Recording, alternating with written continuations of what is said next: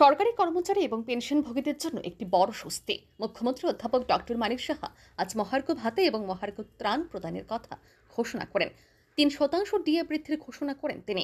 শুক্রবার 2025 থেকে 26 সালের বাজেট অধিবেশনে মুখ্যমন্ত্রী বলেন, বৃদ্ধির সাথে সাথে রাজ্য সরকারি কর্মচারীদের জন্য মহার্ঘ ভাতা এবং পেনশনভোগীদের মহার্ঘ 30% থেকে বাড়িয়ে 33% হবে। 1 এপ্রিল 2025 থেকে এই সিদ্ধান্ত কার্যকর হবে। এর জন্য রাজ্য সরকার মোট 300 কোটি টাকা ব্যয় করবে।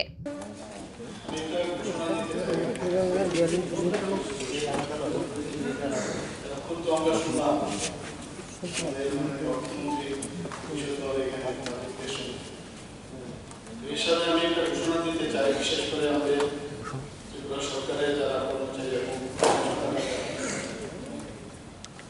সকল কর্মচারীদের জন্য ত্রিপুরা সরকারের আমরা অতিরিক্ত মহার্ঘ ভাতা ডিএনএস এবং 3% বৃদ্ধি আমি ঘোষণা করছি।